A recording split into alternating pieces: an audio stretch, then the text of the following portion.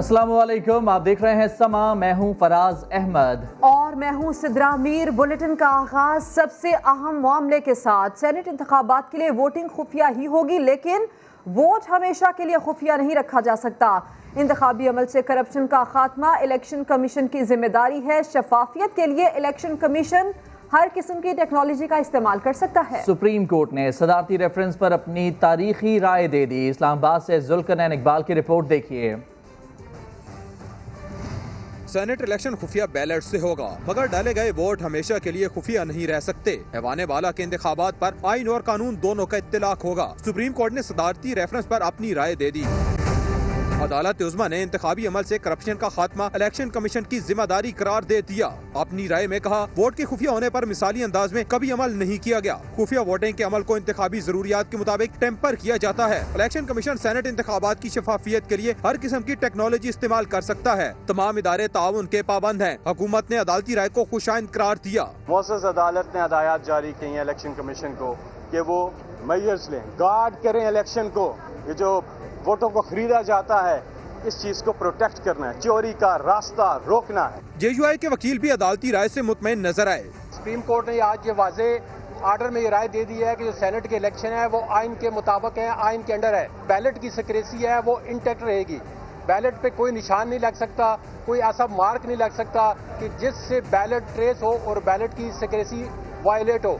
Supreme court के 5 रुकनी bench ने 4-1 के तनासुब से राय दी। जस्टिस शाहजहां अफरीदी ने अदालती राय से इख्तिलाफ करते हुए कहा, रेफरेंस में पूछा गया सवाल कानूनी नौइयत का नहीं।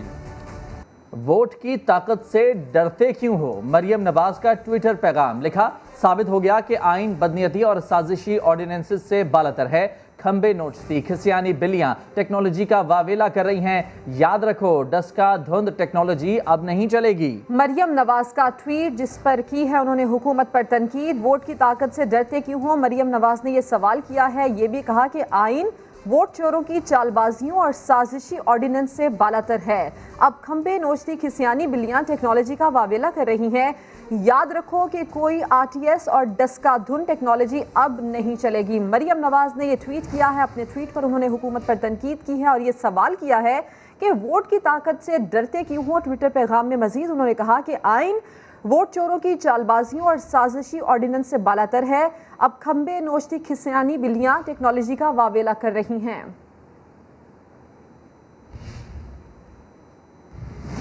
सेनेट इलेक्शन के तरीकाकार पर सुप्रीम कोर्ट की राय। हुकूमत ने उसे तारीखी करार दे दिया। वजीर इत्तलात शिबली फराज ने न्यूज़ कॉन्फ्रेंस में कहा कि अदालत ने टेक्नोलॉजी के इस्तेमाल पर जोर दिया है। इलेक्शन कमीशन से दरखास्त करते हैं कि सेनेट बैलेटिंग के लिए जदीद टेक्नोलॉजी इस्तेमाल की जाए ताकि वोटिंग शफाफ बनाई जा सके।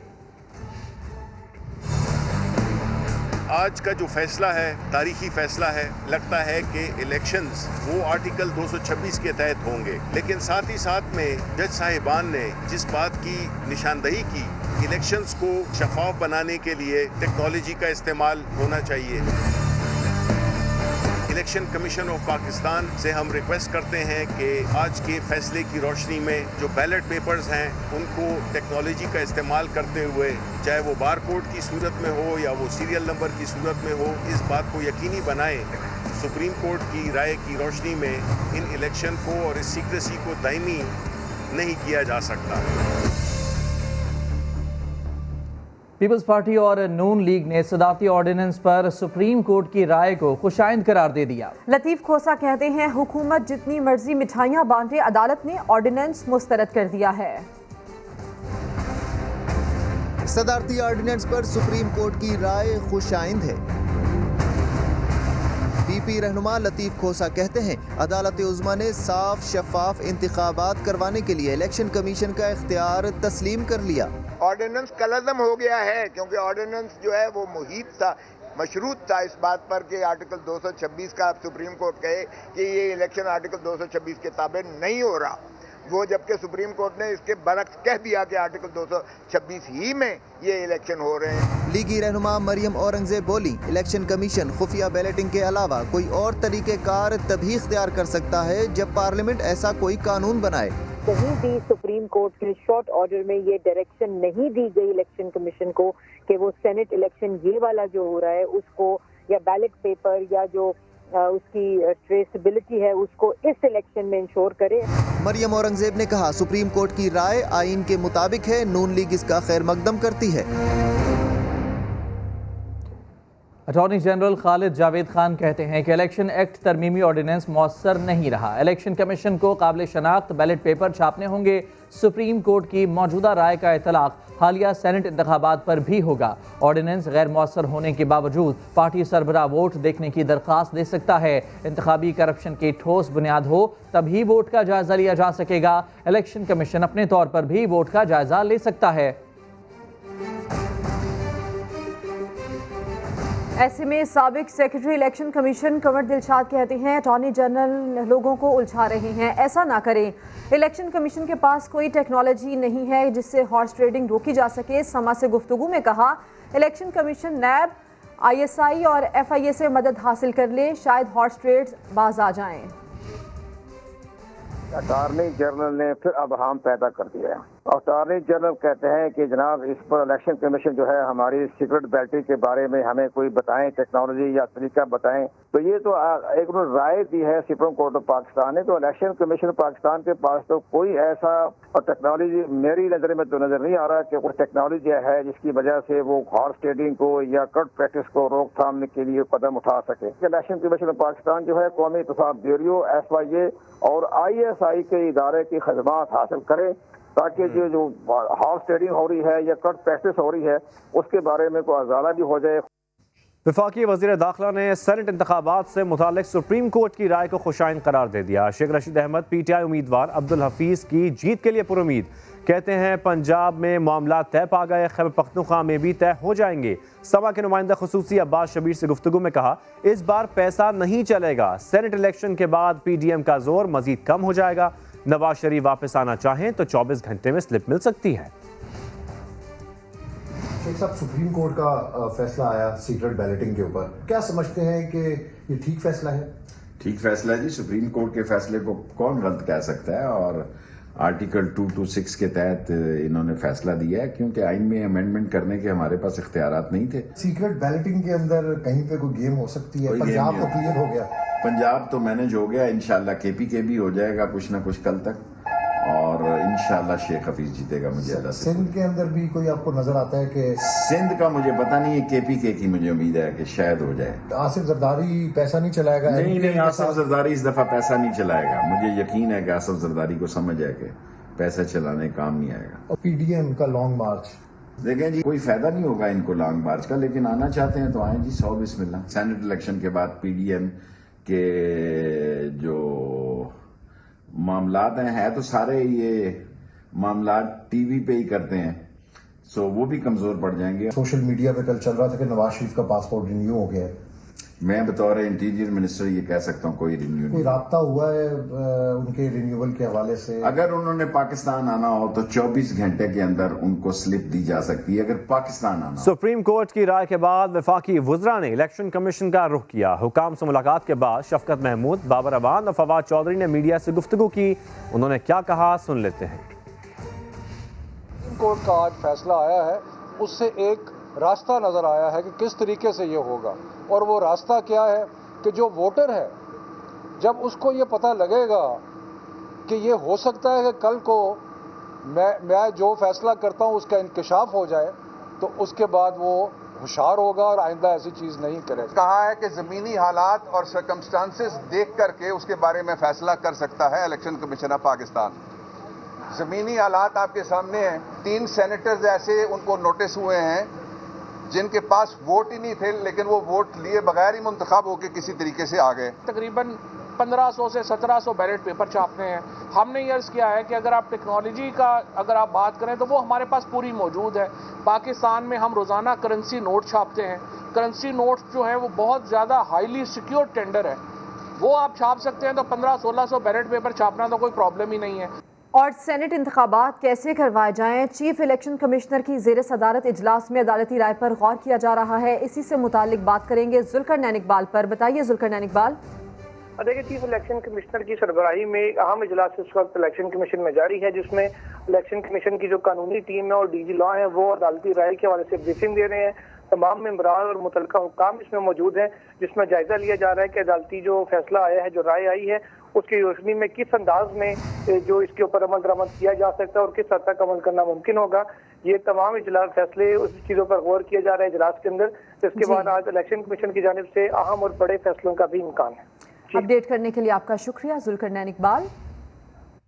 हमसे भी राब्ते में है। पीटीआई के रहनुमाओं की जानिब से एक जोराना था, लेकिन एमकेएम से कोई भी एमपीए शरीक नहीं हुआ।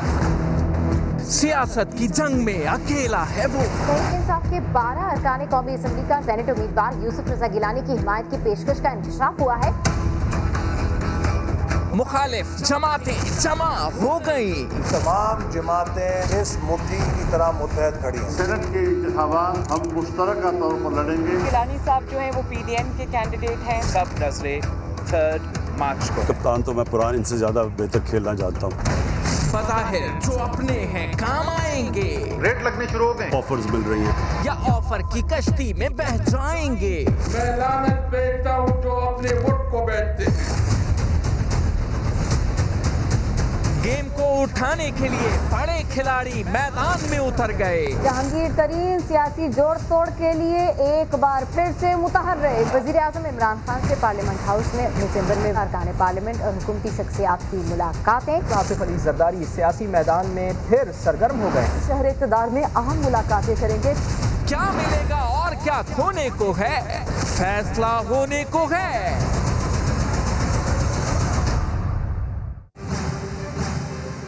कचरा कहानी सुनाएंगे इसी बुलेटिन में। सेनेट इलेक्शन से 2 दिन पहले वज़ीर-ए-आज़म इमरान खान सरगर्म हो गए। पार्लियामेंट हाउस में अरकान असम्बली और वफाकी वज़रा से मुलाकात की। सेनेट इलेक्शन हल्कों में तरक्याती मंसूबों और ख़वातीन के मसाइल पर बात हुई। इसी से मुतालिक मजीद बात करते हैं अब्बास शब्बीर से। अब्बास, ये बताइए मुलाकात में कौन कौन से अहम अरकान मौजूद थे और वज़ीर-ए-आज़म ने मजीद क्या कहा? देखें, सेनेट इंतखाबात की सरगर्मियाँ इस वक्त जारी हैं और वज़ीर-ए-आज़म इमरान खान पार्लियामेंट हाउस में अपने चैम्बर में मौजूद हैं। मेंबरान कौमी असम्बली गुलदाद खान, गुल जफर खान, जवाद हुसैन, मोहम्मद इकबाल आफरीदी और साजिद खान ने पार्लियामेंट हाउस में वज़ीर-ए-आज़म से मुलाकात की है। परवेज खटक, वज़ीर मजहबी अमूर पीर नूरुल हक कादरी और मलिक आमिर डोगर भी इस मुलाकात में मौजूद थे। इसके साथ साथ वज़ीर-ए-आज़म से नफीसा खटक, उस्मा जदून, ज़िले हुमा और शानदाना गुलजार की भी मुलाकात हुई है। इस मुलाकात में सेनेट इंतखाबात और ख़वातीन के मसाइल पर तबादला ख्याल किया गया। अपने हलकों में तरक्याती मंसूबों समेत ख़वातीन के मसाइल पर भी आज इस मुलाकात में बात हुई। इसके अलावा नवाब असलम भूटानी ने भी वज़ीर-ए-आज़म से मुलाकात में सेनेट इलेक्शन पर तबादला ख्याल किया है और हुकूमती उम्मीदवार को वोट देने की यकीन दहानी भी करवाई है। तफसील से आपने आगाह किया अब्बास, आपका शुक्रिया। और दूसरी जानिब आसिफ अली जरदारी भी यूसुफ रजा गिलानी की जीत का मिशन लेकर इस्लामाबाद पहुंच गए। आज पीपी रहनुमा और अरकान असम्बली से मुलाकात करेंगे। कल ऑपोजिशन को भी दावत पर बुला लिया। तफसील इस रिपोर्ट में देखिए।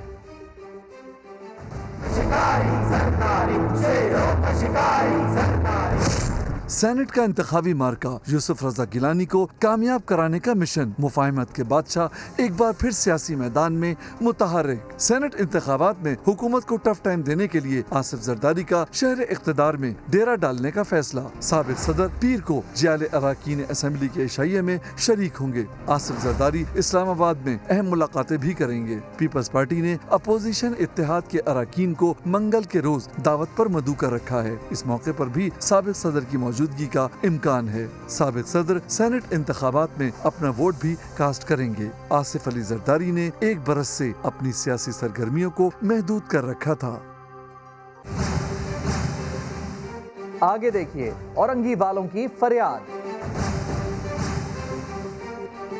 पीडीएम के मुश्तरका उम्मीदवार यूसुफ रजा गिलानी ने वज़ीर-ए-आज़म को खत लिखकर सेनेट के लिए वोट मांग लिया। मजीद बात करेंगे, समा के नुमाइंदे संजय साधवानी हमारे साथ मौजूद हैं। संजय, आगाह कीजिएगा। जी बिल्कुल, यूसुफ रजा गिलानी पीडीएम के मुश्तरका सेनेट के उम्मीदवार हैं। उन्होंने वज़ीर-ए-आज़म पाकिस्तान इमरान खान को खत लिखा है।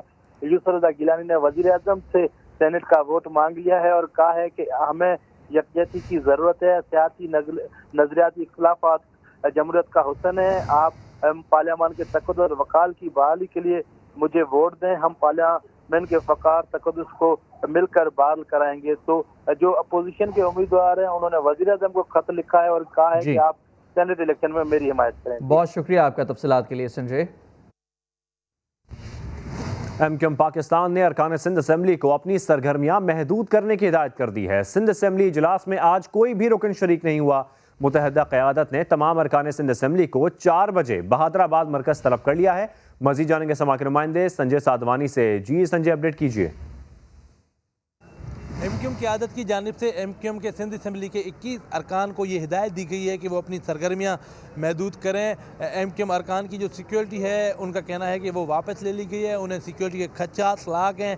सेनेट इलेक्शन तक उन्हें घरों से दूसरी जो महफूज मकाम है वहाँ पर मुंतकिल किया गया है। उन्हें कहा गया है कि आप घरों पर भी नहीं रहेंगे। आज 4 बजे बहादुराबाद में एक आला सतह इजलास होगा जिसमें हतमी फैसला होगा कि किस तरह अरकान असम्बली को 3 मार्च को सिंध असम्बली लाना है। सिंध हुकूमत की जानिब से ये ऐलान किया गया है कि अगर उन्हें किसी किस्म की सिक्योरिटी खदशात हैं तो हम तहफ़्फ़ुज़ देने के लिए तैयार हैं। हमारे ज़राए कहते हैं कि मुख्तलिफ़ शुबात से एमक्यूएम क़यादत को कि अरकान से किसी किस्म का रब्ता किया जाएगा या फिर उन्हें रास्ते से हटाने या फिर उनके खिलाफ कोई साजिश तैयार की जा सकती है।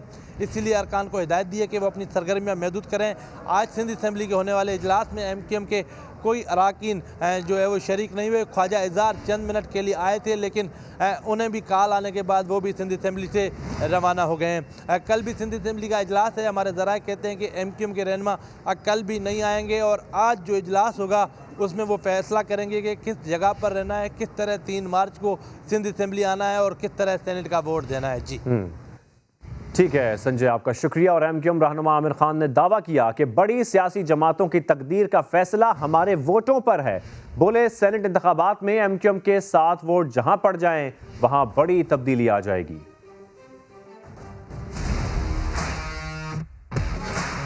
बात थी कि एमक्यूएम को दफन कर देंगे, अल्हम्दुलिल्लाह वो दफन हो रहे हैं। एमक्यूएम अपनी जगह उसी आवाज से खड़ी हुई है। अगर एमक्यूएम किसी एक तरफ अपने 7 वोट डाल देती है तो तब्दीली वाक़ई हो जाएगी।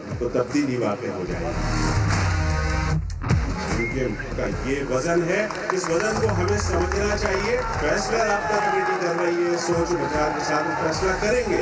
ये 7 वोट एमक्यूएम के ऐसे हैं कि जो पाकिस्तान की बड़ी बड़ी पार्टियों की तब्दील का फैसला कर सकते हैं। ये है आपका वेट, ये है आपकी अहमियत। और पंजाब के बाद बलूचिस्तान में भी मुफाहमत की कोशिशें जारी हैं। अपोजिशन को मुश्तरका उम्मीदवार लाने की पेशकश कर दी गई। हुकूमत पीडीएम को 6 नशिस्तें देने पर आमादा है। बात करेंगे उस्मान खान से। उस्मान, क्या सोच रही है इस वक्त पीडीएम इस ऑफर पर? देखिए, हुकूमत की ख्वाहिश ये है कि पंजाब तर्ज का मॉडल जो है वो बाकी सूबों में होना चाहिए और बिला मुकाबला जो है वो उम्मीदवार मुंतखब कर लिए जाए। इसीलिए अब बलूचिस्तान में भी सेनेट इलेक्शन का मामला दिलचस्प मोड़ में दाखिल हो गया है। हुकूमत ने अपोजिशन को मुश्तरका उम्मीदवार लाने की पेशकश की है और सूबे में पीडीएम को 6 नशिस्तें देने की पेशकश की गई है। हुकूमत की तरफ से चेयरमैन साजिद संजरानी की अब्दुल गफूर हैदरी को ये पेशकश है। उनकी मुलाकात हुई है और हुकूमती पेशकश पर पीडीएम ने हंगामी मशावरत का फैसला किया है। गैर रस्मी मशावरत आज ही कोयटा में की जाएगी जिसमें महमूद खाना चकजई, गफूर हैदरी, अख्तर महंगल और दीगर शरीक होंगे। इस बात पर गौर किया जाएगा कि क्या हुकूमती पेशकश जो है वो इस काबिल है कि उस पर वो रजामंदी का इजहार किया जाए या अपोजिशन का जो फैसला है इलेक्शन का उसके ऊपर रहेगी। तो अब ये अहम हुकूमती पेशकश है जिसके ऊपर अपोजिशन की जो जमातें हैं पीडीएम है उसने फैसला करना है कि वो बलूचिस्तान में इत्तेफाक राय से सेनेटर्स लाना चाहते हैं या इंतखाबी अमल से गुजरना चाहते हैं। खबर की तफसील के लिए आपका शुक्रिया उस्मान खान। हुकूमती एमएनएज़ के तहलका खेज दावे। वज़ीर आज़म ने पार्लिमानी इजलास में तरक्याती फंड्स 15 करोड़ से बढ़ाकर 50 करोड़ करने की बात की। हुकूमती एमएनएज़ ने समा की खबर की तस्दीक कर दी। एमएनएज़ का मजीद ये भी कहना है कि वज़ीर आज़म ने ये बात पार्लिमानी मीटिंग में कही थी। हुकूमती एमएनएज़ ने समा की खबर की तस्दीक की है। एमएनएज़ कह रहे थे कि हमारे काम नहीं हो रहे। इसी सिलसिले में उन्होंने ये बात की है कि वज़ीर आज़म ने तरक्याती फंड्स बढ़ाने की बात की। वज़ीर आज़म के ऐलान पर सबने तालियां बजाकर नारे लगाए। डॉक्टर हफीज़ शेख समेत किसी ने एतराज़ नहीं किया। पहले तय करके ही बात होगी। परवेज़ खटक तो ख़वातीन को भी फंड्स देने का कह रहे थे। एमएनएज़ की जानिब से मज़ीद ये भी कहा गया कि एमएनएज़ 50 करोड़ में तो हमारा सारा हल्का सवर जाएगा। हम नून लीग पर फंड्स के गलत इस्तेमाल पर तनकीद करते थे लेकिन इसका ऑडिट करवाएंगे। खान साहब लोकल गवर्नमेंट को फंड्स देने का भी कह रहे थे। एमएनएज़ की जानिब से ये दावे किए गए हैं कि वज़ीर आज़म ने तरक्याती फंड्स 15 करोड़ से बढ़ाकर 50 करोड़ करने की बात की। वजीर आजम ने ये बात पार्लिमानी मीटिंग में कही थी। जी हाँ, समर ने खबर नशर की और MNAs की जानिब से इस खबर की तस्दीक भी की गई। हुकूमती MNAs की जानिब से ये तहलका खेज दावे किए गए हैं। अल्हम्दुलिल्लाह काफ़ी हद तक फंड रिलीज़ भी हो गए। आइंदा साल के भी खान साहब ने बात की है कि हम इतने अमाउंट तक कोशिश करेंगे कि आपको दे दिए जाए। 15-15 करोड़ का उन्होंने रिलीज़ किया है। ऐलान तो जो खान साहब ने किया है वो 50 करोड़ का किया अगले बजट। उस वक्त बिल्कुल उन्होंने इस चीज़ को बड़ा अप्रिशिएट किया। तालियां वालियां बजा के, डेस्क बजा के, तो इस तरह जाहिर है उन्होंने कहा कि चलें अलाउंस बढ़ गया बहुत ज़्यादा। फंड्स तो देखें एक ज़रूरी चीज़ है ना। हमारे सारे MNAs जब पार्लियामेंट मीटिंग होती है प्राइम मिनिस्टर के साथ, सब यही कह रहे होते हैं कि हमारे काम नहीं हो रहे। तो वो गलत क्या, अब तो सही ऑर्डर भी नहीं मान रहे। हमारे पहले 15 करोड़ का फंड्स जो है वो उन्होंने ऐलान किया था, लेकिन अब बढ़ाने की बात 50 का वादा कहा, ऐलान कर दिया था, लेकिन बाद में उन्होंने कहा पता नहीं वो ये हम इतने हम दे सकेंगे कि नहीं, बजट में इतनी गुंजाइश है कि नहीं, वो नेक्स्ट बजट में शायद देंगे। प्राइम मिनिस्टर इमरान खान साहब ने ही किया था लास्ट मीटिंग में, क्योंकि MNAs बहुत हो रहे थे कि 15 करोड़ कम है, तो सब लोग कह रहे थे 50 पे तो हमारा पूरा हल्का सवर जाएगा। 15 में नहीं हो पा रहा था। एक हल्का बहुत बड़ा तैरने का हल्का बहुत बड़ा वसी होता है। हमारे प्राइम मिनिस्टर का हमेशा से वादा था कि फंड जो है मैं लोकल गवर्नमेंट को दूंगा। MNA MP का काम तो कानून बनाना है, आप लोगों को नहीं मिलेंगे। लेकिन अब ये लोकल गवर्नमेंट भी डिसॉल्व कर दी गई। फिर उन्होंने कहा कि फंड पे इनको फिलहाल तो आपको ही दे देते हैं। सबने बहुत खुशी से नारा लगाया कि वेल डन खान साहब। फंड्स बढ़ाने का जी प्राइम मिनिस्टर ने भी जिक्र किया था और बाकी भी टीम ने कहा था कि हम बढ़ाएंगे। वो तो हर दफ़ा कहते हैं, हमें ख़वातीन को भी कहते हैं। अच्छा, क्या आपको भी फंड्स मिलेंगे, फिक्र ना करें। कराची के ज़्यादा हैं क्योंकि वहाँ पे हमारी हुकूमत नहीं है ना। उनके लिए पैकेज इस तरह से है कि पूरे कराची में बहुत बड़े पैमाने पे काम शुरू हो गए हैं, तो वो भी उनको तसल्ली है। अपने फंड्स तो जो उनको मिले हैं सो मिले हैं। और कोई मुंतखब नुमाइंदा अहल है या ना अहल, मामला हल करने के लिए पार्लियामेंट में फोरम बनाया जा सकता है या नहीं। साबिक सदर आसिफ जरदारी और वफाकी वजीर फवाद चौधरी नाअहली केस में इस्लामाबाद हाई कोर्ट ने स्पीकर कौमी असम्बली और चेयरमैन सेनेट से राय मांग ली। तफसीलात सुहेल रशीद की रिपोर्ट में। अवामी नुमाइंदों के खिलाफ केस की समाअत और फिर फैसला देकर सियासी जमातों की तनकीद भी सुनना नुकसान अदलिया का होता है। सियासी मामलात निपटाने के लिए पार्लियामेंट में फोरम क्यों मौजूद नहीं? क्या ऐसी कोई कमेटी बनाकर मामला हमेशा के लिए हल नहीं किया जा सकता? इस्लामाबाद हाई कोर्ट ने आसिफ जरदारी और फवाद चौधरी नाअहली केस में स्पीकर असम्बली और चेयरमैन सेनेट से राय तलब कर ली। चीफ जस्टिस अतर मिनल्ला ने रिमार्क्स दिए कि जाली डिग्री के केसेस सुप्रीम कोर्ट ने इलेक्शन कमीशन को भेजे थे। मुतबादिल फोरम मौजूद हो तो अदालत अपना इख्तियार क्यों इस्तेमाल करे? एक वजीर खारजा को हमने नाअहल करार दिया, बाद में वो बहाल हो गए। इस दौरान इनके हल्के में अवाम हक के नुमाइंदगी से महरूम रहे। PTI रहनुमाओं के वकील की आसिफ जरदारी केस का अदालत में ही फैसला करने की इस्तदा। कहा ख्वाजा आसिफ को भी सुप्रीम कोर्ट ने मेरिट पर ही बहाल किया। ये नहीं कहा था कि इस केस पर अदालत का दायरा इख्तियार नहीं। कागजाते नामजदगी में हकायक छुपाने पर उस्मान डार और खुर्रम शेर जमान ने आसिफ जरदारी जबकि समी इब्राहिम ने फवाद चौधरी को नाअहल करार देने की दरखास्तें दायर कर रखी हैं। अदालत ने मामले पर अटार्नी जनरल को भी नोटिस जारी करते हुए समाअत 6 अप्रैल तक मुलतवी कर दी। जस्टिस काजी फायज ईसा नजर सानी केस वकील मुनीर ए मलिक की बीमारी के बायस जस्टिस फायज ने खुद दलाइल दिए। कहा उनकी और अहल खाना की तस्दीक की गई। समाअत बराह रास्त TV पर दिखाने की इस्तदा कर दी। शहजाद अली रिपोर्ट करेंगे। जस्टिस काजी फायज ईसा नजर सानी केस जस्टिस उमरता बनियाल की सरबराही में सुप्रीम कोर्ट में फुल कोर्ट समाअत। जस्टिस काजी फायज ईसा जजेस ड्रेस कोड के बगैर अदालत आए। सरीना ईसा और बेटी भी कमरा अदालत में मौजूद रहीं। दरखास्त गुजार जस्टिस काजी फायज ईसा ने अपने वकील मुनीर मलिक की बीमारी के बायस खुद दलाइल दिए। कहा मई 2019 से हम बहुत कुछ भुगत रहे हैं, हमें अवामी सतह पर इल्जाम तराशियों का सामना है। मेरी अहलिया ने बहुत कुछ सुना जो इनके साथ ज्यादती है। चाहता हूँ नजर सानी दरखास्तों पर समाअत बराह रास्त दिखाई जाए। PTV और पैमरा को कवरेज का हुक्म दिया जाए। जानना चाहता हूँ हुकूमत मेरी दरखास्त की मुखालफत करती है या नहीं। जस्टिस उमरता बंदियाल ने रिमार्क्स दिए, आपकी दरखास्त अपनी नोयत की सबसे अलग दरखास्त है। हमारे सामने ऐसा कोई मवाद नहीं कि आपकी तस्दीक की गई। बराह रास्त कवरेज पर फिलहाल नोटिस नहीं कर रहे। कहा रूल्स के मुताबिक आपके वकील का पेश होना लाजमी है। मुनीर मलिक तहरीरी तौर पर बीमारी से आगाह करें और लिख कर दें कि वो नजर सानी दरखास्तों पर दलाइल नहीं देंगे। रूल्स को किसी के लिए नर्म नहीं कर सकते। समाअत मंगल तक मुलतवी कर दी गई। खबरों का सिलसिला आगे बढ़ाते हैं। बोलो कराची में आज हम आपको औरंगी टाउन लिए चलते हैं, जहां मसाइल हैं कि कम होने का नाम ही नहीं लेते। गंदगी, कचरा, सीवरेज और टूटी फूटी सड़कों से आवाम परेशान है।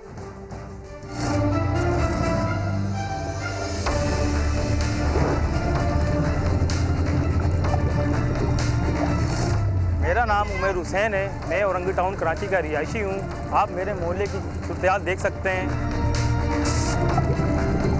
पानी हर जगह, सड़कें टूटी हुई हैं। बीमार हो रहे हैं लोग, बच्चे। हमारे MP MLA कोई पूछने वाला नहीं है। वोट के टाइम तो नज़र आते हैं, वैसे वो गायब हो जाते हैं चिराग की तरह। ये 1 नंबर की सड़क है, यहाँ तो कचरा, यहाँ सड़कें भी इस काबिल नहीं है गुजरने के।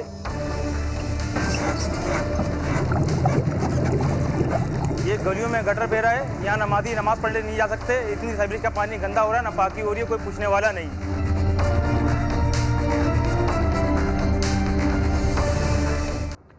4 दिन की चांदनी, फिर वही कचरा कहानी। लाहौर एक बार फिर कचरा कुंडी बनने लगा। कूड़ा उठाने में ताखीर क्यों होने लगी? शाहीन शहजादी की रिपोर्ट देखिए। तनाज़ात में घिरा LWMC का महकमा एक और बड़े मसले का शिकार। महकमे की बीमार मशीनरी कैसे करे शहर को साफ? कचरा उठवाने के लिए गाड़ियों के इंतजार में खड़े एहलकार ने सारा राज उगल दिया।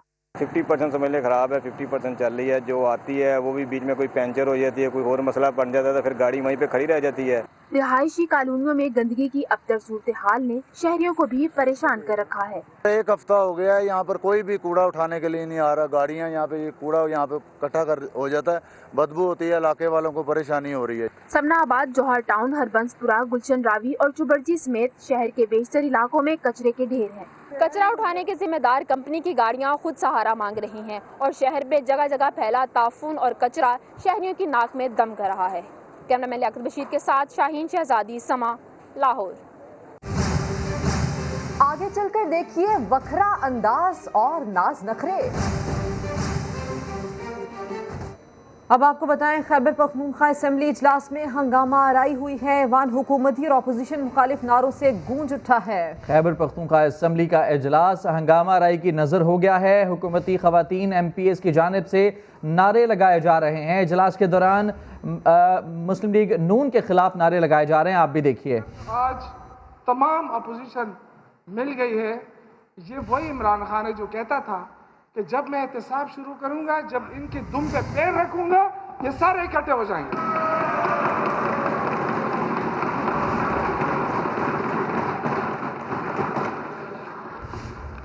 जनाब स्पीकर, ये मैं समझता हूं कि इन्होंने बात की कि ये इलेक्शन जो है ये करोड़पतियों का खेल था। ये था, ये इमरान खान है जिसमें आज असेंबली में ये बगैर करोड़पति भी बैठे हुए हैं। ये इमरान खान है, हाँ, जिसकी वजह से ये जो करोड़पति का वो सिस्टम खत्म हुआ। और मैं बिल्कुल आपकी इस बात से इत्तेफाक करता हूं कि इस सूबे में बारूद की बू आती थी हर वक्त, यहां धमाके होते थे। 2013 के बाद अल्लाह के फजल से धमाके भी खत्म। वो तमाम लोग जनाब स्पीकर जो अपनी सरमायाकारी निकाल कर भाग चुके थे वापस आ रहे हैं। एक एतमाद की फिजा कायम है। आज अल्लाह के फजल से सूबे के अंदर अमन है। अब आपको कोरोना की सूरत हाल बताते हैं। लॉन की कीमत में गुज़श्ता साल की निस्बत 40% इजाफा हो गया है। इसी से मुतालिक मजीद बताएंगे अब्दुल अहद। जी बिल्कुल, मौसम गर्मा में ख़वातीन के लिए जो सबसे बड़ी सौगात होती है वो होती है लॉन। और जैसे ही बहार का मौसम शुरू होता है, मार्केट के अंदर खूबसूरत दीदाज़ेब रंगों की बहार हो जाती है। लेकिन इस बार देखा जा रहा है कि मार्केट के अंदर ये सस्ता कपड़ा भी काफ़ी महंगे दामों फ़रोख्त हो रहा है। अगर हम इसकी कीमतों की बात करें तो गुज़श्ता साल जो सूट तकरीबन 1000 रुपये में मिल जाया करता था, इस बार मार्केट के अंदर उसकी कम अज़ कम कीमत 1500 रुपये है। अगर हम पर मीटर की बात करें तो 70 रुपये मीटर में मिलने वाला कपड़ा पिछली बार इस बार जो है तकरीबन 140 रुपये मीटर तक जा पहुंचा है। और ये कहा जा रहा है कि तमाम तर कीमतों में इजाफे की जो जिम्मा है वो सिर्फ और सिर्फ धागे की शॉर्टेज, उसकी कीमतों के अंदर इजाफा इस मद के अंदर जो है वो इस बार लॉन की कीमतों के अंदर 40% इजाफा देखा जा रहा है। तो ये सस्ता कपड़ा अब गरीबों की पहुँच से भी दूर होता जा रहा है। और मार्केट के अंदर भी देखा जा रहा है कि ग्राहक भी काफ़ी ज़्यादा कम हो चुके हैं। हालांकि इन दिनों के अंदर बाज़ारों के अंदर बहुत ज़्यादा रश होता है और ख़रीदार भी जो है वो धड़ाधड़ इसकी तैयारी कर रहे होते हैं। लेकिन इस बार कीमतों के अंदर होशरुबा इजाफे के बायस जो है वो ख़वातीन भी अब इसको जो है वो अफोर्ड नहीं कर पा रही, जिस वजह से इसकी मांग के अंदर कमी भी देखी जा रही है। जी अब्दुल अहद, तफसील के लिए आपका शुक्रिया। कराची में सजे डॉग शो में पालतू कुत्तों ने मासूम अदाओं से सबके दिल जीत लिए। रेहान अहमद रिपोर्ट करेंगे।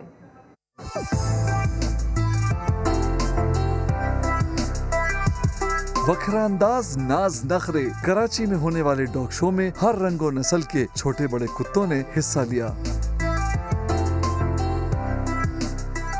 डॉग शो में अपने कुत्ते के साथ शरीक होने वालों में 26 साल ताहा भी शामिल था। नौजवान और उसके पालतू जानवर हंटर की दोस्ती बड़ी पुरानी है। वैसे मेरे घर पे एक और भी डॉग है मेरा। जब मैं उसको प्यार कर रहा होता हूँ तो ये बहुत ज़्यादा जेलस हो जाता है, ज़मीन पे लेट जाएगा, रोने लग जाएगा और मुझे इग्नोर भी करेगा। बट अदरवाइज़ बहुत हैप्पी टेम्परमेंट का है। मैं इसको बाहर लेके जाता हूँ, ड्राइव्स का इसको बहुत शौक है, वॉक्स पे जाने का इसको बहुत शौक है। ताहा ने कहा कि जानवरों को प्यार की जरूरत बिल्कुल वैसे ही होती है जैसे कि बच्चों को। ये एक मजाक नहीं है कि आप एक जानवर लेकर आ जाएं, बेज़बान जानवर लेकर आएँ और उसको आप अटेंशन ना दें, क्योंकि इस तरीके से क्या होता है, इनका टेम्परमेंट जो होता है ना वो ख़राब हो जाता है। ये बहुत ज़्यादा गुस्से में भी आ जाते हैं। कई मैंने ऐसे कुत्ते भी देखे हैं जिनके मालिक उनको आके टाइम नहीं दे रहे होते हैं, वो थोड़ा बदतमीज़ हो जाते हैं, एग्रेसिव हो जाते हैं। डॉग शो में शामिल हर कुत्ते और मालिक की एक अलग कहानी थी, क्योंकि हर एक का पालतू जानवर ही उसका बेहतरीन दोस्त था। कुत्ते और इंसान की दोस्ती की कहानी सदियों पुरानी है और ये रिश्ता जुड़ा है वफादारी के अनमोल रिश्ते के साथ। कैमरामैन सनाउल्लाह के साथ रेहान अहमद, समा, कराची।